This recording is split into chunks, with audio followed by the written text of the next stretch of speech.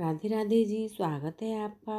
आज मैं लेकर के आई हूँ आपके लिए एक और नई कहानी, तुलसी विवाह। एक बार शिव ने अपने तेज को समुद्र में फेंक दिया था। उससे एक महातेजस्वी बालक ने जन्म लिया। यह बालक आगे चलकर जालंधर के नाम से पराक्रमी दैत्य राजा बना। इसकी राजधानी का नाम जालंधर नगरी था। दैत्यराज कालनेमी की कन्या वृंदा का विवाह जालंधर से हुआ। जालंधर महाराक्षस था। अपनी सत्ता के मन में चूर उसने माता लक्ष्मी को पाने की कामना से युद्ध किया, परंतु समुद्र से ही उत्पन्न होने के कारण माता लक्ष्मी ने उसे अपने भाई के रूप में स्वीकार किया। वहां से पराजित होकर वह देवी पार्वती को पाने की लालसा से कैलाश पर्वत पर गया। भगवान ने देवादिदेव शिव का ही रूप धरकर माता पार्वती के समीप गया, परंतु माँ ने अपने योग बल से उसे तुरंत पहचान लिया तथा वहां से अंतर्ध्यान हो गई। देवी पार्वती ने क्रुद्ध होकर सारा वृत्तांत भगवान विष्णु को सुनाया। जालंधर की पत्नी वृंदा अत्यंत पतिव्रता स्त्री थी। उसी के पतिव्रत धर्म की शक्ति से जालंधर न तो मारा जाता था और न ही पराजित होता था। इसीलिए जालंधर का नाश करने के लिए वृंदा के पतिव्रत धर्म को भंग करना बहुत आवश्यक था। इसी कारण भगवान विष्णु ऋषि का वेश धारण कर वन में जा पहुंचे, जहाँ वृंदा अकेली भ्रमण कर रही थी।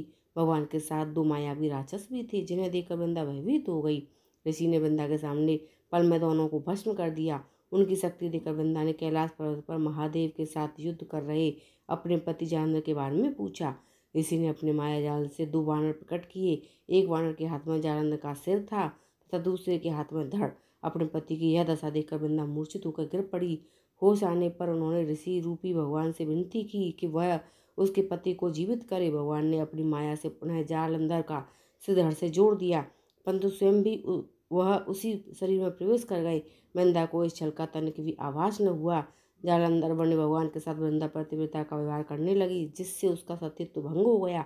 ऐसा होते ही वृंदा का पति जालंधर युद्ध में हार गया। इस सारी लीला का जब वृंदा को पता चला तो उसने क्रुद्ध होकर भगवान विष्णु को हृदयहीन शिला होने का श्राप दे दिया। अपने भक्त के श्राप को भगवान विष्णु ने स्वीकार किया और सालिग्राम पत्थर बन गए। सृष्टि के पालनकर्ता के पत्थर बन जाने से ब्रह्मांड में असंतुलन की स्थिति हो गई।